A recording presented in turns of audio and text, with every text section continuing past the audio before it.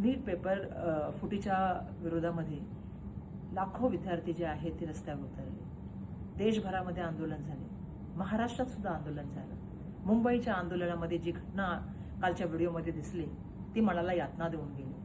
ज्या तऱ्हेने या आंदोलनामध्ये मुली आणि मुलं हे दोघी सामील होते आणि त्या व्हिडिओमध्ये जे रक्षक आहेत ते कसे भक्षक होतात याचं त्या ठिकाणी समक्ष दर्शन झालं. एका मुलीशी ज्या तऱ्हेने पोलिसांनी अश्लील चाळे केले, गैरवर्तन केलं, ते त्या ठिकाणी मनाला यातना देऊन गेलं. मुलीबाळी या आपल्या आहेत, पुरोगामी आणि प्रगत राष्ट्राच्या मुली, ज्यांना आपण एका ठिकाणी सांगतो की बेटी बचाओ बेटी पढाओ, लाडक्या बहिणी, त्या मुलींशी अशा तऱ्हेने गैरवर्तन होणं, अशा तऱ्हेने त्या ठिकाणी त्यांच्याशी जे आहे ते अश्लील चाळे होणं.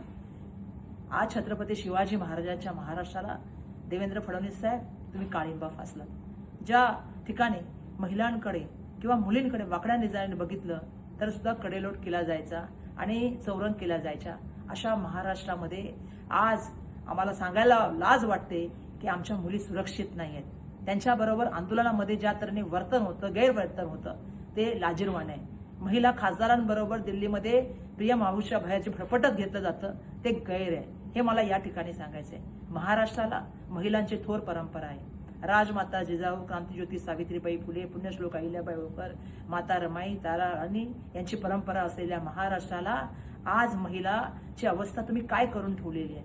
आज आम्ही बघतो की आंदोलनामध्ये खोटा केस टाकण्यासाठी तुम्ही मुलांना धमकवण्याचं काम करते तुमचे पोलीस, की तुमच्या खिशामध्ये त्या ठिकाणी पुढे ठेवण्याचं काम केलं जाईल. काय चाललंय या महाराष्ट्रामध्ये? कुठे नेऊन ठेवला तुम्ही आमचा महाराष्ट्र? हा प्रश्न आज आम्ही तुम्हाला विचारतोय. देशाचे पंतप्रधानांनी रात्री 12 वाजता येऊन एक भाषण केलं आणि ट्विट केलं.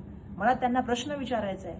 लाखो संख्येने विद्यार्थ्यांवरती त्या ठिकाणी आज आपण बघतोय की विद्यार्थी रस्त्यावरती असताना त्यांच्यावरती लाठीचार्ज केला गेला, त्यांच्यावरती पाण्याचे फवारे फेकले गेले, अश्रुधुराच्या नळात नरकंड्या फुटल्या, मुलींशी महिलांशी गैरवर्तन झालं, त्यांचे कपडे फाडले गेले. कुठे होतात तुम्ही?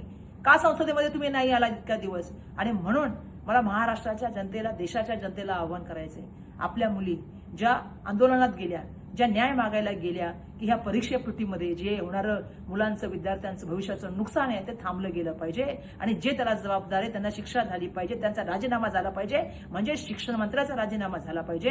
ज्यांनी विद्यार्थ्यांवर लाठीचार्ज केला, विद्यार्थ्यांना मारण्याचं काम केलं, त्या होम मिनिस्टरचा राजीनामा घेतला पाहिजे आणि देशाचे पंतप्रधानांनी यांची सगळ्यांची माफी मागितली पाहिजे. या मागण्या आम्ही पुन्हा या ठिकाणी बोलत आहोत आणि या संसदेपासून सडकपर्यंत ते संसदेपर्यंत आम्ही ही मागणी लावून धरणार, हे या ठिकाणी मी सांगते. आणि देवेंद्र फडणवीसजी, ज्या तऱ्हेने तुमचं डिपार्टमेंट वागतंय, बदल्या करून किंवा सस्पेंड करून होणार नाही, त्यांना कामातून काढून घेतलं पाहिजे, त्यांच्यावर कठोर कारवाई झाली पाहिजे, ही अपेक्षा आम्ही करतो. महाराष्ट्राच्या मुलीबाळींची इज्जत जपणं आणि ती वाढवणं ही तुमची जबाबदारी होती, पण त्यात तुम्ही कमी पडलात, हे मला आपल्याला सांगायचं.